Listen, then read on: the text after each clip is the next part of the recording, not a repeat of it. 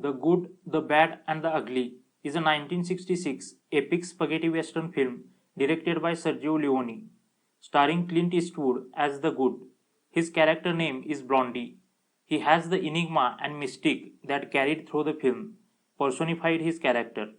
Lee Van Cleef as the Bad. His character name is Angel Eyes. He collecting bounties, trickery and violence were mere building blocks that allowed him to stand alone. He worked alone unless using someone for his goals was a necessity. He never hesitated in pulling the trigger on whoever was at the barrel end of his revolver. He has narrowest eyes and they gleam with insane obsession.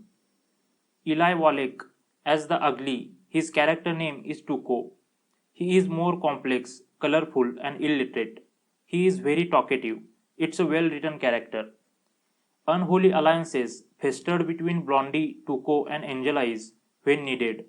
Manipulation, caustic collaboration, and betrayal were routine forms of survival.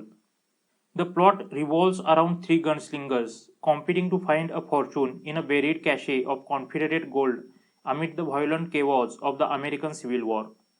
Screenplay was written by Age and Scarpelli, Luciano Vincenzoni and Leone, based on a story by Vincenzoni and Leone. The Good, the Bad, and the Ugly is the third installment in the Dollars Trilogy, following a fistful of dollars and for a few dollars more. A vast landscape, the camera pans across it, then the shot slides onto a sunburned, unshaven face. The long shot has become a close up without a cut. Director of photography Tonino Delli Colli was the reason for the film's sweeping widescreen cinematography.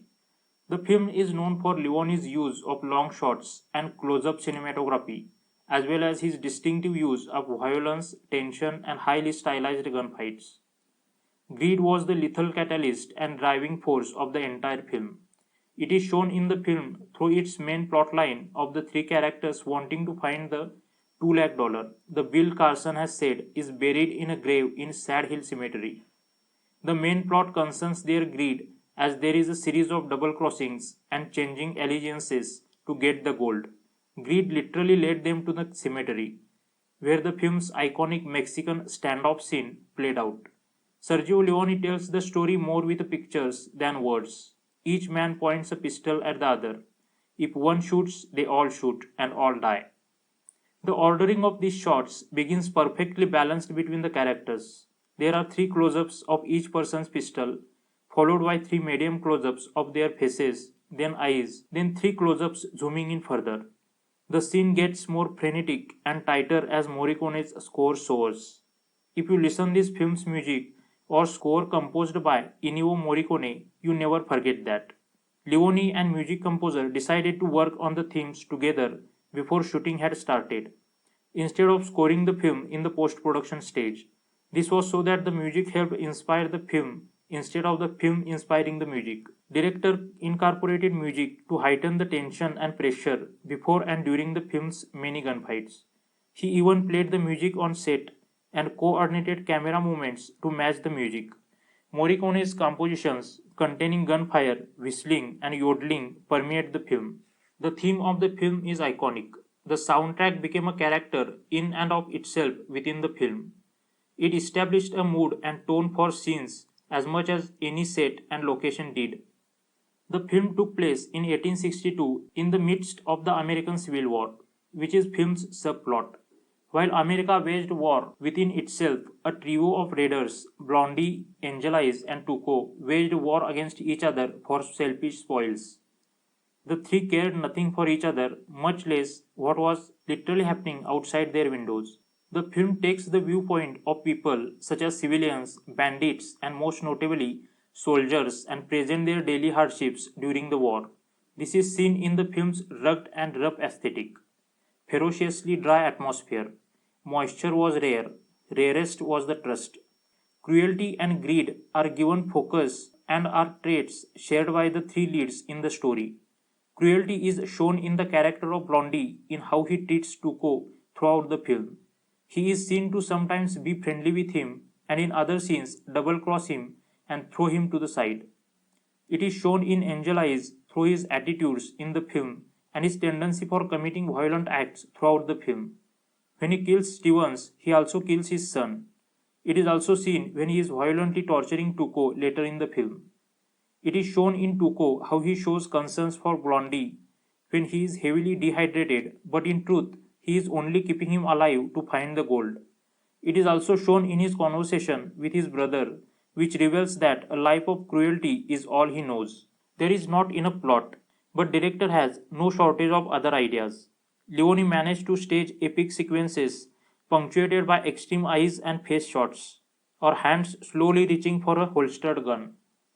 This builds up the tension and suspense by allowing the viewers to savor the performances and character reactions, creating a feeling of excitement as well as giving Leone the freedom to film beautiful landscapes. Leone's stories are a heightened dream in which everything bigger, starker, more brutal, more dramatic than life.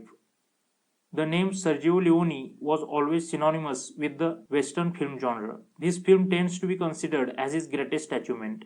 Use of subtext in westerns are always interesting.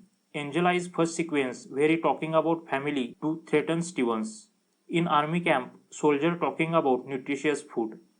Many interactions between Tuco and Blondie. In many scenes, writers play with the audience's expectations very well. Bill's wife expects Bill, but there is Angelize. Blondie in the desert grabbed the Tuco's foot, but this was his boot. The emphasis on violence is seen in how the three leads are introduced to various acts of violence. With Blondie, it is seen in his attempt to free Tuco, which results in a gun battle.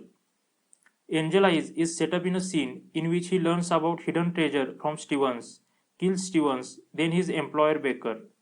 Tuco is set up in a scene in which three bounty hunters try to kill him. In the film's opening scene, three bounty hunters enter a building in which Tuco is hiding. After the sound of gunfire is heard, Tuco escapes through a window after shooting the three. They are all after gold and will stop at nothing until they get it. The film deconstructs Old West romanticism by portraying the characters as anti-heroes. Together, Leone and Eastwood made the man with no name bigger than a movie star.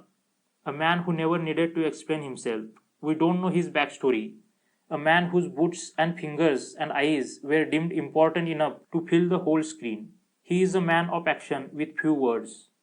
If you haven't watched this film yet, do watch, and if you did, then revisit. This is a masterpiece, the greatest of the spaghetti westerns.